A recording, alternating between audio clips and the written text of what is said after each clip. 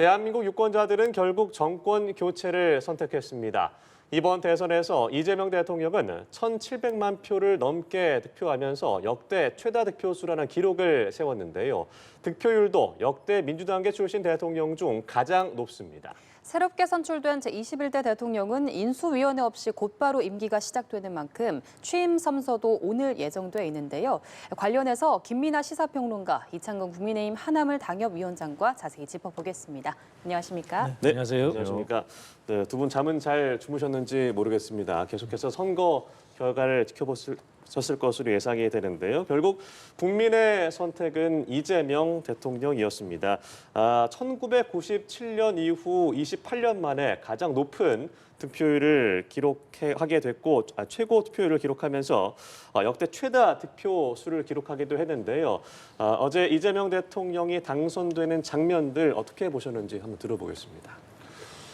출구조사 결과가 발표될 때부터 상당히 이제 큰 표차로 대통령이 당선이 예정이 됐던 그런 상황이고, 예. 출구조사 결과보다는 어쨌든 득표율이 좀 낮아지긴 했습니다만, 통계니까 오차 범위가 있는 거니까요. 예. 이재명 대통령이 그 예상대로 한 280만 표 차 정도로 당선이 됐는데, 이것은 아무래도 국민들이 여러 가지 이번에 판단 기준이 있었습니다만, 어떤 후보를 지지할 것이냐에 대한 판단 기준이 있었습니다만은 윤석열 전 대통령이 불법적으로 비상계엄을 선포한 이후에 벌어졌던 여러 가지 혼란들, 특히 경제적인 어떤 여러 가지 파장이나 이런 것들 때문에 상당히 어렵고 힘들었던 그런 혼란들을 좀 이번엔 종식을 좀 확실하게 시켜야 된다라는 것에 어떤 그런 판단이 작용한 그러한 결과가 아니었나라고 생각이 되고요. 예. 이 더불어민주당을 중심으로 한 이재명 대통령의 메시지가 이 내란 종식, 이 혼란 극복 이런 것에 확실하게 초점이 맞춰졌다라고 하는 그런 선거 캠페인을 치렀다고 하면은 상대 후보였던 김문수 후보와 국민의힘의 경우에는 이것을 어떻게 규정할 것인지 이 상황을, 그리고 이러한 혼란 극복을 어떻게 할 것인지에 대해서 사실 마지막까지도 이 후보와 그리고 당 내의 여러 가지 메시지들이 좀 혼란스러운 그런 상황들이 있었거든요. 그래서 오늘 이제 여러 언론들의 평가를 봐도 이 확실하게 윤석열 전 대통령의 이러한 이 불법적인 비상계엄 선포와 관련돼서 선을 긋지 못한 것이 패인이다, 이런 평가들이 많이 나와 있는 것을 볼 수가 있습니다. 그래서 이런 이제 어떤 상황들을 보면 국민의 선택은 확실하게 이 민주당이 표현한, 그리고 이재명 대통령이 표현한 방식으로 하자면 내란 종식, 여기에 확실하게 초점이 맞춰져 있다라고 생각이 들고요. 이러한 이제 메시지들을 어떻게 앞으로 실체적으로 확실하게 만들어 나갈 것이냐, 이게 새 정부의 과제로 보이고, 동시에 이 내란을 종식한다라는 메시지가 단지 이것에 대한 책임을 묻는 것뿐만이 아니라 어떻게 이 혼란을 확실하게 통합의 어떤 문제로 가져갈 것이냐, 이것으로 어떻게 연결을 시킬 것이냐가 또 확실한 어떤 과제로 남는 거 아니겠습니까? 예. 그것에 대한 어떤 확실한 로드맵이나 메시지가 오늘 어떻게 나올 것이냐까지도 주목해 볼 만한 포인트가 아닌가, 이렇게 생각을 합니다. 예, 대통령의 파면으로 조기 대선이 치러졌고 오늘 바로 임기가 시작되는 이재명 대통령입니다. 일단 어제 8시에 투표가 마무리되면서 방송 3사 출구조사가 나왔고 결과는 일찌감치 결정이 된 것이 아니냐라는 관측 속에서 결국 어제 김문수 후보도 승복 연설을 하기도 했고요. 어제 전체 과정들 좀 어떻게 지켜보셨습니까? 기울어진 운동장을 이제 마지막 여론조사인 갤럽 조사 나올 때도 저희가 한 9% 정도까지는 따라잡았다, 이게 나왔지 않습니까? 하지만 그 이후에는 이제 여론조사 공표가 금지된 기간에 국민의힘 김문수 후보가 계속 따라잡을 수 있을지 없을지 관건이었는데, 사실 그 과정에서 아쉬운 부분이 몇 부분 있었습니다. 그것은 결국은 윤석열 전 대통령 문제인데, 윤석열 전 대통령이 민주당에서 계속 선거 프레임을 이재명 대 김문수가 아니라 이재명 대 윤석열, 그리고 윤석열 전 대통령과 김건희 여사에 대한 심판론, 이렇게 갔는데, 그때 당시에 윤석열 전 대통령이 부정선거 관련 영화 관람을 했을 때도 그렇고, 그리고 또 대선 관련 메시지를 던졌을 때도 그랬고, 그럴 때마다 이제 과감한 절연, 그리고 정말 미래로 나아가겠다고 하는 그런 처절한 반성이 좀 있었어야 되는데, 그런 부분이 좀 부족하다 보니 결국 선거 결과도 마지막 여론조사 공표 기간까지 공표된 그 결과에 근접한 수치가 나온 걸로 봅니다. 결국은 그 얘기는 국민의힘이 쫓아가는 상황에서 그 반전의 기회를 확실히 잡을 수 있음에도 불구하고 잡지 못했다, 저는 그렇게 보고 있고요. 어찌됐든 결과는 겸허히 수용해야 됩니다. 하지만 이번 선거가 민주당의 바람대로 윤석열 전 대통령과 김건희 여사에 대한 심판론이 먹혔고, 그래서 심판을 받았지만 이제 남은 거는 윤석열 전 대통령은 재판을 받으면 되고 김건희 여사는 검찰 수사를 받으면 돼요. 그렇다면은 이재명 이제 대통령 당선인도 이제는 그러한 심판론에서는 이제 좀 벗어나서 정말 본인이 얘기했던 성장, 회복, 통합이잖아요. 그 길로 나아가셔야 된다 하는 이유가 또 국민들은 절묘하게 또 표를 주신 게 49%를 줬잖아요. 네. 이 얘기는 과반을 주지 않았어요. 만약 과반을 넘었다면은 또 거기에 또 자만해서 그러한 행동을 할 수도 있다 이런 생각이 아마 국민들이 절묘한 선택을 이렇게 해주신 것 같은데 그래서 이러한 표에 대한 부분도 역대 민주당 후보들 가운데서는 가장 많은 득표를 했지만 그것은 유권자 수가 증가한 부분에도 기인을 합니다.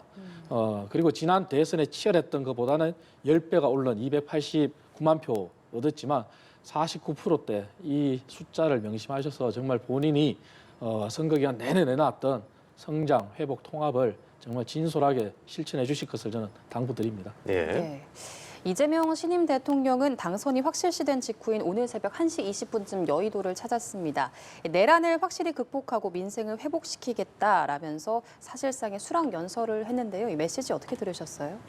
그러니까 포인트가 이제 두 가지 방점이 있는 것이죠. 첫째가 내란을 확실히 극복한다라는 것에 있는 거고 말씀하신 대로 두 번째가 민생을 회복시키겠다라는 게 있는 건데 첫 번째 내란을 확실히 극복하겠다 이 대목은 책임을 확실히 묻겠다라는 것과 그리고 이번에 이제 이 불법적인 비상계엄 선포가 왜 일어났는지에 대한 그러한 이제 부분과 관련돼서 좀 어떤 부분에서 이제 어떤 부분까지를 발본색원을 할 것인가에 대한 이런 고민들이 이제 반영된 메시지라고 볼 수가 있을 것 같습니다. 그래서 말씀하신 대로 윤석열 전 대통령과 그다음에 이 불법적 비상계엄 선포와 관련돼 있는 이런 인사들에 대해서 책임을 확실히 묻는 것들이 이제 이런 절차들이 진행이 돼야 되는데 윤석열 전 대통령이 이미 재판을 받고 있는 것이고요. 예. 그리고 나머지 이제 뭐 군 관계자들도 기소가 된 상황 이런 상황들이 이제 이미 있는 것이죠.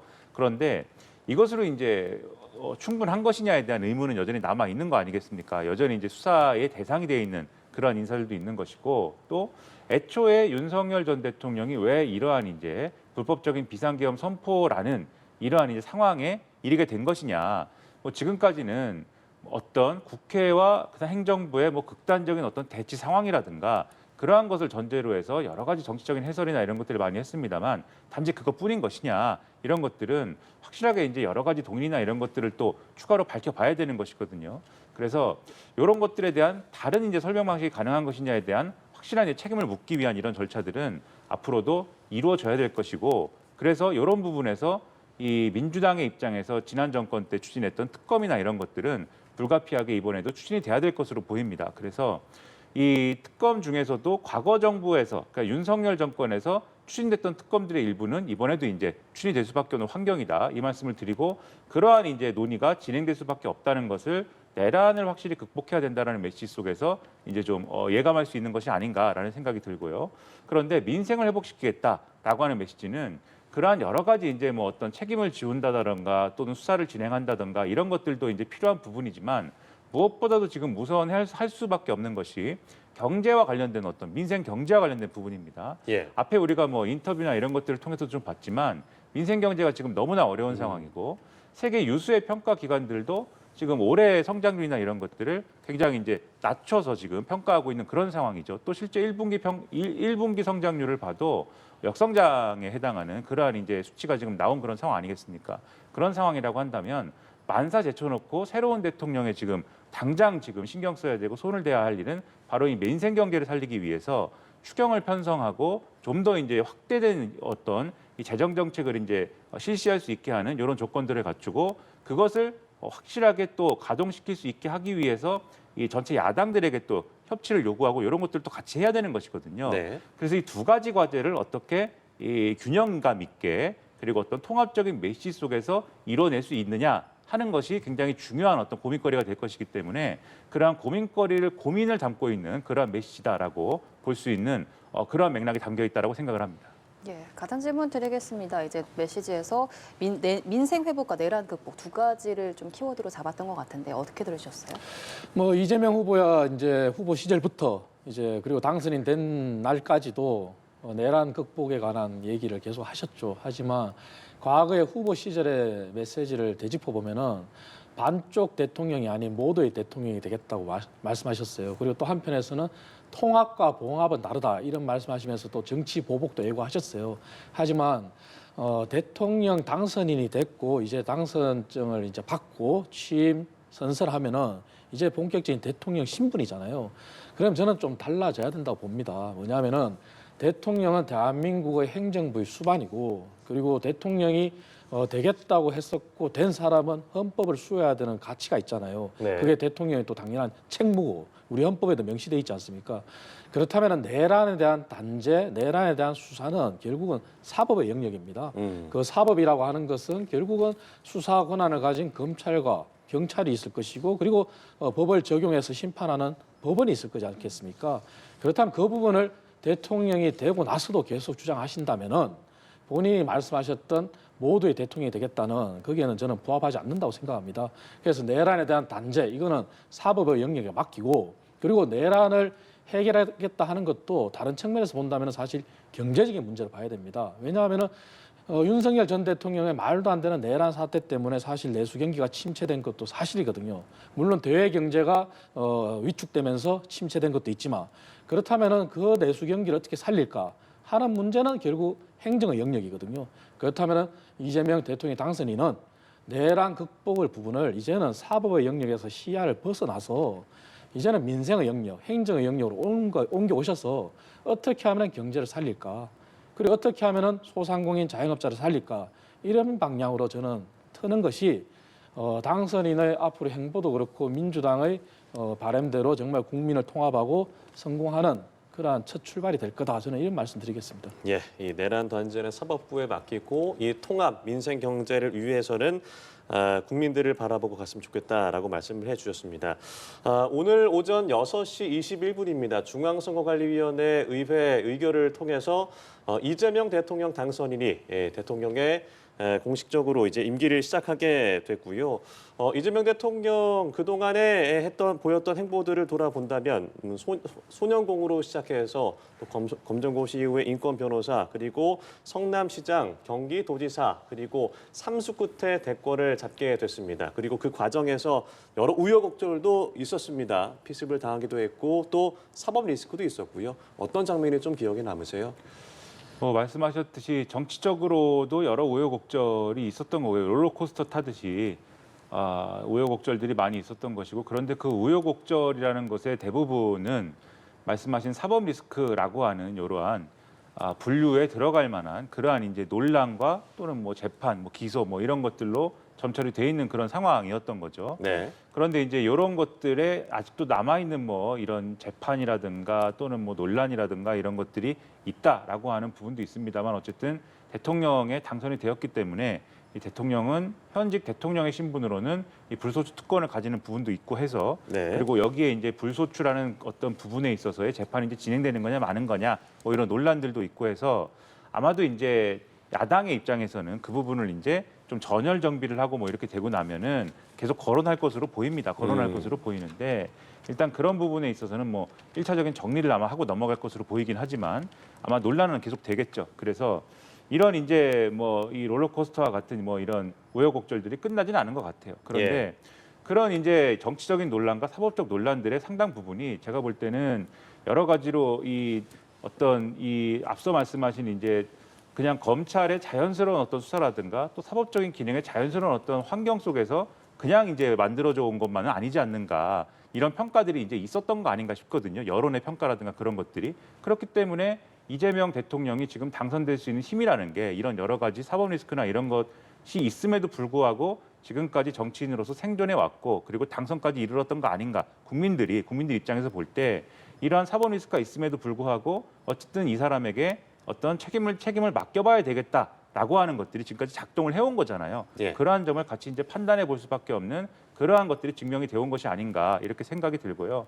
그리고 정치적인 부분에서도 여러 가지로 평가를 해볼 만한 것이 지금 이제 그 단계마다 사실은 위기라고 볼 만한 것들이 있었습니다. 그런데 그 위기라는 것은 가령 지난 총선 같은 경우에도 이른바 뭐 비명 행사 공천 이런 논란 때문에 사실 그런 논란이 있는 상황에서 이 총선을 패배를 했다면 그러면 사실 오늘 이재명 대통령의 당선은 없었을 것이라고 저는 생각을 하는데 근데 그 총선을 크게 이기지 않습니까? 그것도 사실은 국민들이 이러한 이제 어떤 공천 논란이나 이런 것들이 있었음에도 불구하고 윤석열 정권이 너무나도 이제 무도하게 정권을 운영을 했고 그러한 것에 비추어 보면 윤석열 정권의 어떤 이 야권을 겨냥한 어떤 이 수사라든가 또 그러한 무도한 정권 운영이라든가 이런 것들에 비추어 봤을 때는 이재명 대통령에게 한번 책임을 맡겨보는 것이 좋겠다라는 판단을 했기 때문에 또 그러한 총선의 승리가 있고 뭐 이랬던 것이거든요. 이러한 점을 종합을 해보면 이러한 여러 가지 우여곡절이 있었음에도 불구하고 이 국민 여론이 그럼에도 불구하고 뒷받침을 해줬기 때문에 오늘의 이재명 대통령의 탄생이 가능했다. 이 점을 같이 평가를 하지 않으면 이 우여곡절의 상황들을 우리가 이해하고 설명하기가 어렵다. 그 점을 이제 명확히 평가할 필요가 있다. 저는 이렇게 생각을 합니다. 네, 이창은 당협위원장께서도 이재명 대통령이 당선이 되기까지 우여곡절이 많았다는 것에는 동의하실 것 같아요. 그렇습니다. 이제 중앙선관위 의결이 거쳤기 때문에 이제 이재명 대통령이죠. 네. 이 대통령께서의 어떤 우여곡절을 두 가지 측면에서 저는 바라보고 싶어요. 먼저 인간적인 측면에서 바라본다면은 네. 사실 계층 사다리 복원이라고 하는 그러한 대표적인 전형적인 인물이잖아요. 소년공에서부터 어려운 가정 환경에서 그리고 검정고시를 거쳐서 사법고시를 패스하고 변호사 그리고 성남시장, 경기도지사 그리고 국회의원, 대통령까지 오른 어떻게 보면 이렇게 계층 사다리 복원의 가장 대표적인 표본이라고 볼 수 있어요.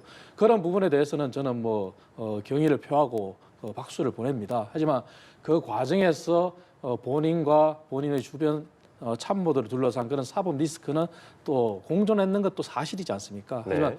그 부분이 있음에도 불구하고 대통령에 당선된 것도 국민들의 선택이에요. 하지만 그 사법 리스크 부분도 두 가지 측면에서 바라본다면 하나는 민주당에서 선거 기간 중에 본인들의 입법권을 이용한 그러한 무리한 법 개정 그리고 만약에 이재명 당시 후보가 대통령이 당선된다는 걸 가정했을 때는 거부권을 행사할 수 없기 때문에 그대로 법이 공표되지 않습니까?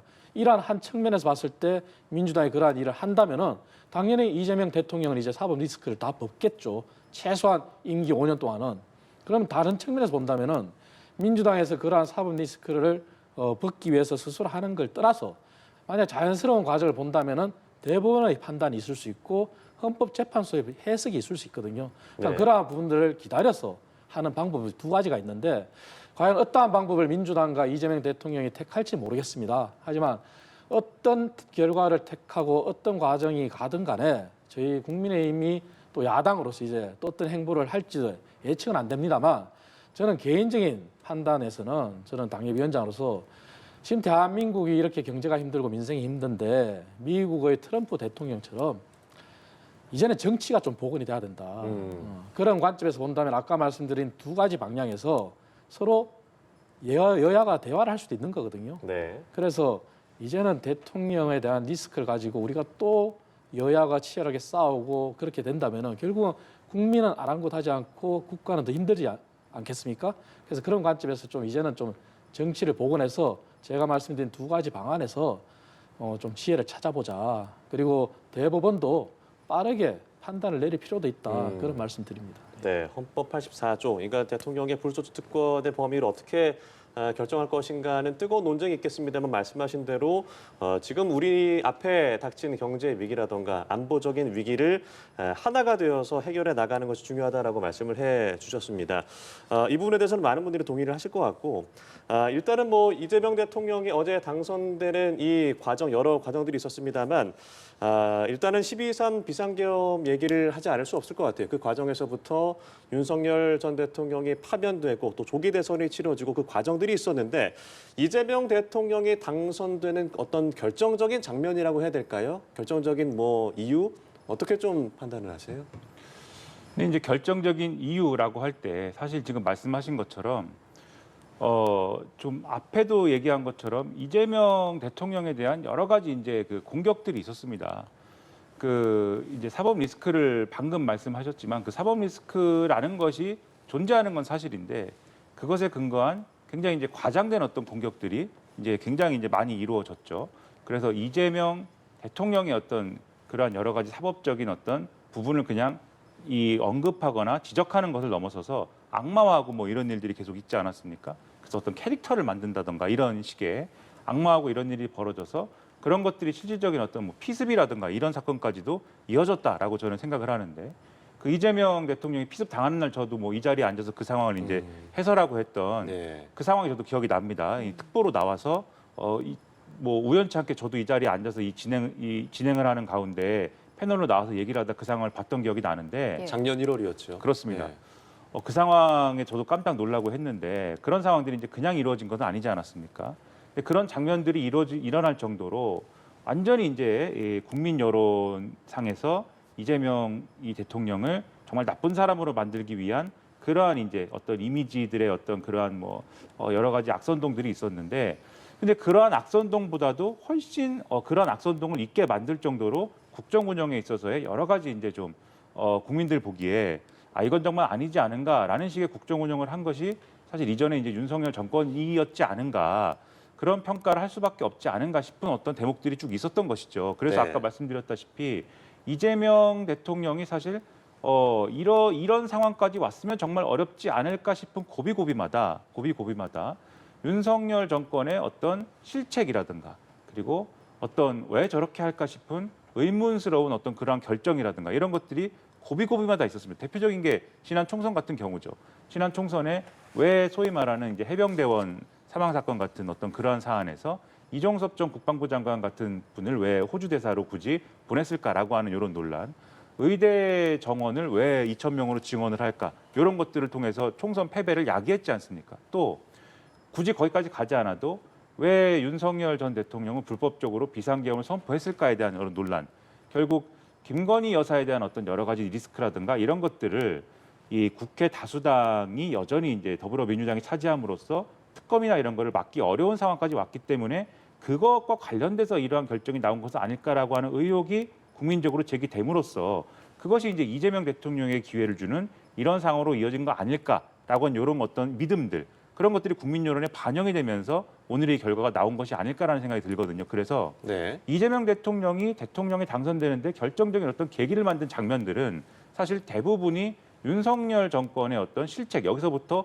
온 게 아닌가 싶은 생각이 들고요. 이런 장면들이 그리고 사법 리스크와 관련돼서는 사실 선거법 위반 관련돼서 2심 판결에서 무죄 선고가 났을 때 그때가 이제 사실 이 국민들의 어떤 뇌리에서는 사법 리스크와 관련된 우려가 한 번에 이제 씻겨 내려져가는 굉장히 결정적인 계기가 된 게 바로 그 판결이 아닐까라고 하는 생각을 저는 갖고 있는데 예. 그 부분과 관련돼서 이제 대법원의 어떤 전원합의체 판결에서 그 부분이 이제 뒤집히면서 다시 한번 위기가 찾아왔던 것이죠. 그런데 네. 그 대목은 또 대법원이 사실 순리대로 하는 절차를 가져왔으면은 또 얘기가 달랐을 수 있는데 대법원 전원합의체의 이제 어떤 이 결정이나 이런 것들이 이게 좀 이례적이지 않느냐 절차들이라고 하는 이 논란들이 불거지면서 그 부분은 또 상쇄가 된 측면들이 있는 거거든요. 그러면서 이런 장면들이 이재명 대통령을 여러 우여곡절에도 불구하고 오늘날의 자리에 있게 한 어떤 그런 대표적인 장면이 된 게 아닐까라고 저는 하는 그런 생각을 갖게 합니다. 네. 이분 뭐 동의하시는지 또 어떻게 생각하세요? 저는 뭐 그런 말씀을 많이 하셨는데 그거보다도 이재명 대통령이 당선될 수 있었던 가장 결정적인 거는 지난 대선 패배 이후에 민주당 당대표로 된 거죠. 저는 그렇게 봅니다. 그때부터 이제 이재명 대통령의 어떤 대권이 본격화된 거고 그래서 만약에 민주당 당대표로 압도적으로 되지 않았더라면 아마 이러한 자리도 없었겠죠. 그렇게 보고 그리고 그 이후에 결정적인 조력자가 누구였냐 그렇게 한다면 참 역설적인 얘기지만 당연히 윤석열 전 대통령과 김건희 여사죠. 그거는 시종일관 선거 기간 내내 저희 국민의힘을 발목을 잡았던 것도 사실이고 예. 그리고 본인이 과거 박근혜 전 대통령의 모습을 따라했더라면 침묵하고 반성하고 사과해야 되는데 파면되고 난 이후에 사저로 복귀한 첫 마디가 이기고 돌아왔다 했잖아요. 그런 부분들이 국민들이 어떻게 받아들였겠습니까? 그리고 지금까지도 윤석열 전 대통령은 사과가 없어요. 그래서 이제 대선도 끝났고 저는 이것은 향후 국민의힘 행보나 이런 거 관계없이 국민의힘 후보로서 그리고 대한민국의 대통령을 지낸 사람이라면 적어도 지금이라도 저는 윤석열 전 대통령은 사과해야 된다고 저는 봅니다. 윤석열 전 대통령의 사과면 되는 걸까요? 뭐 국민의힘에서의 뭐 여러 가지 얘기가 있잖아요. 제명 얘기도 있고요. 이미 탈당을 했기 때문에 예. 제명은 더 이상 의미가 없습니다. 네. 그리고 지금 국민들의 분노와 그러한 아픔을 가장 풀어주는 것은 진솔한 사과가 먼저 선행이 돼야 되겠죠. 그리고 국민의힘이 그간의 과거에 윤석열 전 대통령과 김건희 여사를 옹호하고 조력했던 사람들도 스스로 거취를 정하는 그러한 혁신을 보여줘야 되겠죠. 왜냐하면 그렇지 않고서는 이번 대선에도 봤다시피 그러한 분노의 투표가 이성의 투표가 아니었잖아요. 그래서 앞으로도 계속 이어질 수도 있거든요. 그렇기 때문에 첫째는 국민에 대한 아픔을 풀어주는 진솔한 사과, 그리고 저희 당이 끊임없이 변화하고 혁신하는 것도 당연히 저희가 뒤따라야 되는 거고. 하지만 만약에 윤석열 전 대통령이 사과가 없다, 그렇다면 국민의힘이 아무리 사과한들 국민들이 풀어지겠습니까? 예, 이 부분 좀 질문 드려보죠. 윤석열 전 대통령 부부의 행보에 대해서는 좀 어떻게 예상을 하세요? 우리가 좀 상식적으로 생각을 한다면 지금 말씀하신 대로 국민의힘이 보수정당으로서 뭐 거듭나려면 윤석열 전 대통령과 김건희 여사의 사과 내지는 어떠한 이 상황을 정리할 수 있는 그러한 행보들은 필요한 거거든요. 그래서 보수 정치가 거듭나고 이제 하나의 어떤 중심축으로 기능하기 위해서라도 이 예. 국정의 중심축, 국정을 견제하는, 그러니까 이재명 대통령의 국정을 견제할 수 있는 그러한 야당으로서의 기능을 제대로 하기 위해서라도 윤석열 대통령 문제를 정리하고 넘어갈 수 있도록 하는 역할을 해줘야 되는데, 근데 그동안 윤석열 대통령과 김건희 여사의 행보가 뭐 이렇게 얘기하면 굉장히 뭐 죄송스러운 말씀이지만 상식적이지 않지 않았습니까? 그동안 이 불법적인 비상계엄 선포부터 시작해서 이후에 어떤 뭐 여러 가지 상황들이 있었습니다만 어떤 국면에서 상식적인 행보는 이루어지지 않았던 것이거든요. 그리고 지금은 더군다나 이 선거가 끝났고 상식적인 행보를 굳이 해야 될 어떤 이 자신들의 입장에서는 굳이 해야 될 이제 어떤 유인이 없기 때문에 제가 볼 때는 굳이 국민의힘이 지금 바라는 어떤 그러한 상황으로 가져가지 않을 것으로 보이고, 또 국민의힘의 입장에서도 좀 얘기를 해보면 지금 선거가 패배로 끝났지 않습니까? 일단 뭐 오늘 같은 경우에는 전열 정비를 해야 될 필요성이 있어서 여러 가지로 좀 반성의 메시지라든가 이런 것들을 낼 수 있겠지만, 당장 내일부터는 이제는 이 선거 패배 책임론이라든가 이런 것들이 불거지는 상황에서 뭐 앞으로 당권을 어떻게 할 것이고 또 누가 주도권을 잡을 것이고 이 선거 패배의 책임을 그러면 누가 져야 되는 것인지 등을 놓고 네. 여러 가지 논란이 있고 뭐 할 수밖에 없는 상황으로 접어들 수가 있다, 이런 생각이 듭니다. 그러면 그 혼란상이 벌어지는 상황에서 과연 윤석열 전 대통령의 책임을 어떻게 물어야 된다라든지 어떤 책임을 촉구해야 된다라든지 이런 얘기가 중심에 어떤 서서 그런 얘기를 중심으로 좀 얘기를 풀어가는 뭐 이런 상황이 과연 조성이 될까, 여러 가지 혼란스러운 논의들이 진행이 될 텐데 그런 점까지 고려를 해보면 윤석열 전 대통령과 김건희 여사의 어떤 책임 있는 행보라든가 이런 메시지는 당분간 나오기가 상당히 어렵지 않을까라는 생각이 저는 좀 듭니다. 예. 네, 알겠습니다. 그러면 이번 대선에서 이재명 대통령이 승리한 이유, 그리고 반대로 상대인 김문수 후보가 패배한 이 원인, 어떻게 이유를 좀 보고 계십니까? 그래서 이제 이재명 대통령이 이제 승리할 수 있었던 핵심적인 이유는 아까 말씀드렸던 바와 같이 이러한 윤석열 정권의 무도한 정권 운영과 그리고 이해할 수 없는 불법적인 비상계엄 선포로 인한 이후의 여러 가지 파장들을 국민의힘이 제대로 이제 수습하지 못했고, 예. 김문수 후보 본인도 이것에 대해서 어떤 입장인 것인지, 물론 이제 여러 가지 사과나 또는 이제 이 계엄 선포에 관련해서는 반대한다라는 입장도 얘기를 했습니다만 윤석열 전 대통령과 제대로 선을 긋지 못하는 모습, 이런 모습들을 많이 노출을 하지 않았습니까? 그래서 이런 것들에 대한 어떤 인식이나 이런 것들이 이제 반영이 됐기 때문에 이런 것들이 이재명 대통령 입장에서는 호재로 기능할 수밖에 없었던 것이죠. 그리고 이재명 대통령이 사실 내란 종식과 관련돼서 확실한 메시지를 내놓은 것에 더해서 비상계엄 선포가 이루어졌던 그날도 국회 담을 넘어서 이제 들어가는 모습을 많은 국민들이 보지 않았습니까? 예. 그래서 이 내란을 종식할 수 있는 최적임자이다라는 판단을 국민들이 했기 때문에 그러한 점이 가장 큰 영향을 미쳤기 때문에 이재명 대통령은 승리할 수 있었다. 저는 그렇게 생각을 하고요. 김문수 후보의 패인과 관련돼서는 아까 이제 잘 말씀해 주셨지만 국민의힘이 여러 가지 논란 속에서 사실 이 비상계엄 선포 이후에 직후에 윤석열 전 대통령과 확실하게 선을 긋고 탄핵에도 찬성하고 우리는 이제 완전히 새롭게 거듭나겠다라는 태도로 이것은 윤석열 전 대통령이 독단적으로 저지른 일이지 우리는 관계가 없다라는 태도로 확실하게 정리를 하고 이후 국면을 잘 정리해서 갔으면 또 다른 승부를 펼칠 수 있었을지 모릅니다. 근데 그게 아니라 이거는 정리를 하지 못하고 어떤 지금 탄핵에도 반대하고 여러 가지 이제 윤석열 전 대통령과의 거리를 벌리지 못하면서 한 몸이나 다름이 없는 것처럼 움직이다가 거의 대선에 임박해서야 네. 뭔가 거리를 이제는 둬야 한다, 절연해야 된다 이런 논의를 뭐 왔다 갔다 하면서 그리고 이제 후보 교체론이나 이런 것들에 대해서도 여러 가지로 혼란상을 연출하면서 여기까지 온 거 아니겠습니까? 그러다 보니까 보수 유권자들도 하나로 뭉치지 못하고 또 일부 보수 유권자 중에는 뭐 이준석 후보를 일부 이제 지지하는 분들도 있고 아예 투표를 포기한 분들도 있고 뭐 이럴 거란 말이죠. 이 혼란상 속에서 단결도 제대로 못하지 않는 상황으로 오다 보니까 당연히 이제 김문수 후보는 이제 승기를 잡을 수 없는 그런 상황이 왔다. 이렇게 평가를 할 수밖에 없고요. 이 조건이 이제는 아까도 말씀드렸듯이 보수 정치의 재편이라든가 보수 정치의 앞으로의 어떤 이 진로에도 영향을 줄 수밖에 없는 구조 속에 놓이게 됐기 때문에 이 대선 패배가 국민의 입장에서는 상당히 뼈아프게 다가올 수밖에 없는 상황이 돼버렸다라고 저는 생각을 하고 있습니다. 예. 아무래도 이번 결과가 지난해 12월에 있었던 계엄 사태 그리고 그 과정에서 이어진 행보라든지 관계 설정 같은 문제도 영향을 끼쳤을 것 같은데 어떻게 보세요? 맞습니다. 뭐 말씀하신 것처럼 정확히 영향을 끼쳤고요. 그래서 선거의 승리와 패배 요인이 아이러니하게 동일합니다. 그것은 결국은 윤석열 전 대통령과 김건희 여사가 있는 거죠. 그리고 국민의힘이 제가 생각할 때는 수많은 경제 정책, 경제 비전을 내세웠지만 사실 다 묵혔어요. 사실 국민들한테 어필을 못했고 그러한 모든 부분을 가린 게 사실은 윤석열 리스크, 김건희 리스크였고요. 그래서 그러한 부분은 앞으로 우리 저희 국민의힘이 가져가야 될 숙제이기도 합니다. 그래서 대선은 끝이 났지만 민주당 그리고 이재명 대통령께 저는 당부드리고 싶은 것은 승리와 패배 외에는 누구나 다 인정하듯이 그리고 언론에서 모든 사설이 지적하듯이 네. 윤석열 전 대통령과 김건희 여사라는 게 자명하니까 예. 이제는 이러한 논란에서 민주당도 그리고 이재명 대통령도 이제는 좀 벗어나셔야 됩니다.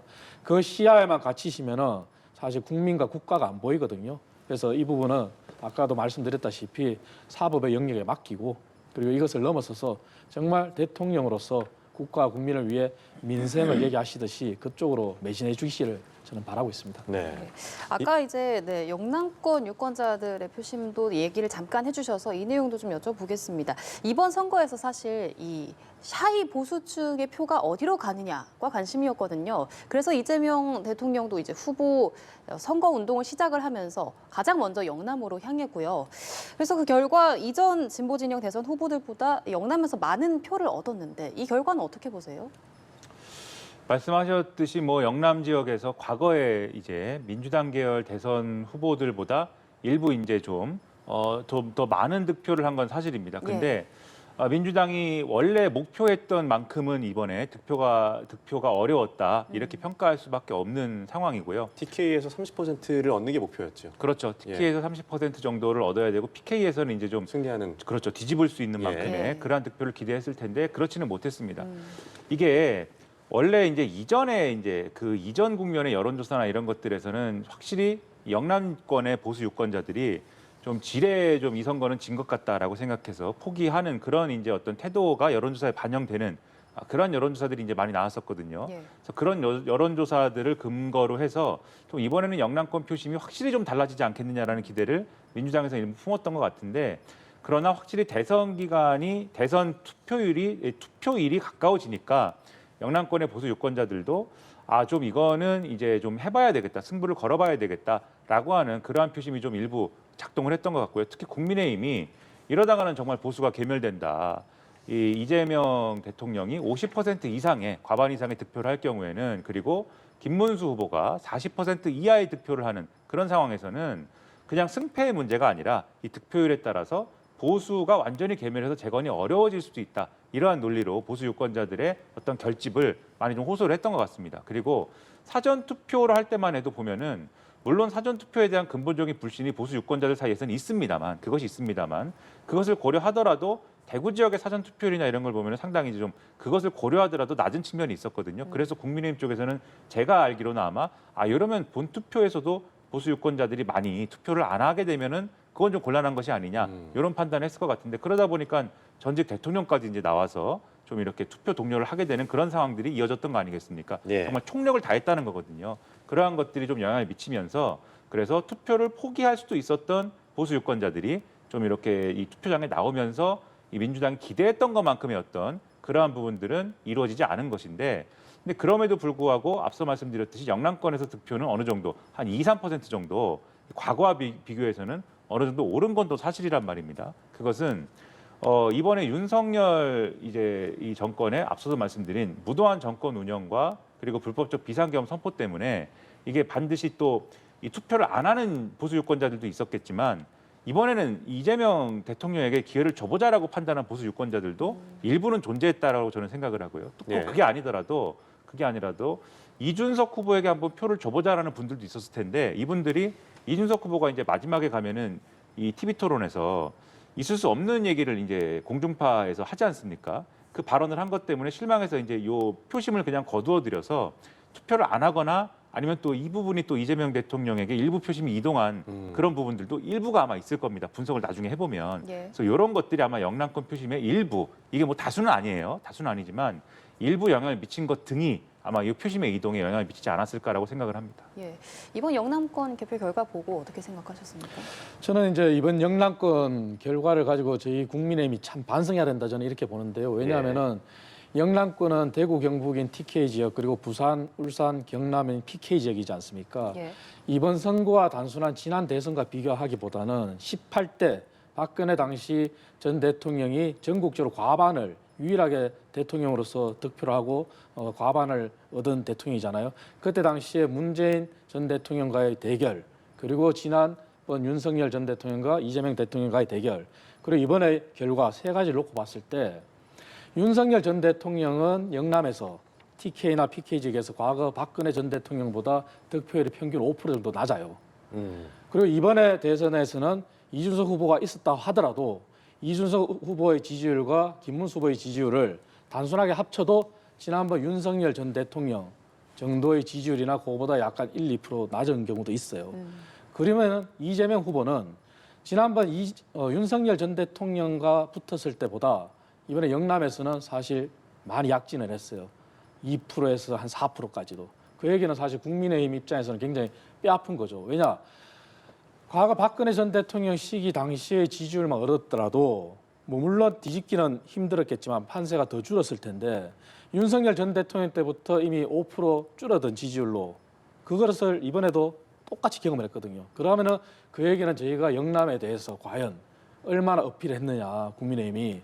그러면 영남의 민심이 그간의 국민의힘이 단순히 윤석열 전 대통령, 김건희 여사 이 부분만 보고 돌아선 게 아니라 그간에 수없이 기회를 줬는데 그간에 뭐 했냐 이러한 지적일 수도 있거든요. 그래서 조금 길게 과거부터 흐름을 본다면은 이번 영남권의 결과를 가지고 우리가 이겼다고 자평할 게 아니라 그 수치의 흐름을 보면은 정말 국민의힘이 영남권의 정당이라고 이렇게 하는 것도 사실 부끄럽다. 예. 그만큼 영남에 해준 게 없고 그리고 유권자들은 앞으로 이렇게 된다면 영남에서 더 떠날 수도 있다. 이러한 겸허한 정말 심판으로 영남에서조차도 정말 준엄한 심판을 받았다. 이렇게 저는 생각해야 된다고 봅니다. 예. 어제 결과로 이제 패배를 승복한 김문수 후보 사실 구도 자체가 쉽지 않았습니다만 출구조사에서 40% 아래가 예측이 됐었지만 결국에는 41%의 득표율로 2위 패배 승복을 하게 됐습니다. 사실 이제 70대 중반의 나이인 김문수 후보 앞으로의 행보는 어떻게 될지도 궁금할 텐데 어떻게 좀 예측을 하세요? 저는 뭐 당권 얘기도 나오고 다 나옵니다만 예. 뭐 저 개인적인 판단입니다만 저는 자중하셔야 된다 그렇게 생각을 합니다. 아. 왜냐하면 일단 김문수 후보 같은 경우는 지난 대선 과정에서 어찌됐든 윤석열 전 대통령과의 관계 설정에서 실패를 했잖아요. 그렇다면 그 부분은 두고 국민들 내리 속에 남아 있을 겁니다. 그리고 저희 국민의힘은 변화하고 혁신하겠다는 당이잖아요. 그렇다면 그 두 개가 어떻게 양립을 할 수 있겠습니까? 지금 와서 김문수 후보가 이제 와서 내가 윤석열 전 대통령과 절연하겠다, 김건희 여사 절연하겠다 이렇게 하는 것도 사실 국민들 보기에 굉장히 낯뜨겁지 않겠습니까? 그리고 본인이 구원투수로 등판했고 과거부터 다른 후보들처럼 내가 대선에 정말 나가겠다 해서 준비하신 게 아니잖아요. 사실은 정계에 거의 은퇴하신 분이다가 이렇게 갑자기 대선에 나오신 거잖아요. 그래서 이번에 정말 당을 위해서 노력해 주시고 애써주시고 한 건 감사하지만 후배들을 보시고 당의 오래 몸담은 사람으로서 당의 미래를 본다면은 이제는 본인이 선배로서 당에 고언을 해주시고 그런 관점에서 당에 길을 열어주시는 것도 정말 아름다운 퇴장이다. 저는 그렇게 보고 있습니다. 네, 김문수 후보의 아름다운 퇴장, 이 당의 미래를 생각해 주시길 바란다라고 말씀해 주셨습니다. 김민하 평론가께서는 어떻게 예상을 하세요? 이제 뭐 말씀하신 대로 뭐 여러 가지 전망이 나오는 건 사실입니다만 현실적으로 김문수 후보 본인이 예를 들면 당권 다툼에 어떤 뭐 이렇게 몸을 던진다던가 이러는 것은 쉽지 않지 않을까 현실적으로 이렇게 생각을 하고요. 김문수 후보를 후보로 만든 이 당내 이제 지금의 주류도 김문수 후보를 중심으로 뭐 이렇게 일을 도모하거나 이러는 것은 쉽지 않을 것이다라고 저는 생각을 합니다. 그러기보다는 당내 주류 입장에서는 지금 구도에서는 일단 지금 체제를 뭐 유지를 해가면서 이 좀 시간을 좀 끌면서 최대한 뭐 전당대회나 이런 시점을 뭐 늦춘다던가 이러한 선택을 하는 것이 훨씬 더 이제 현실적으로는 타당하다라는 생각을 하게 되지 않을까라는 생각을 하고요. 아무래도 김문수 후보가 고령이고 지금 이제 김문수 후보가 애초에 대선 후보가 되는 과정을 생각을 해봐도 김문수 후보가 보수 정치를 새롭게 거듭나게 하거나 어떤 새로운 가치를 지금 보여줄 수 있는 그런 후보이기 때문에 지금 대선 후보가 된 게 아니었지 않습니까?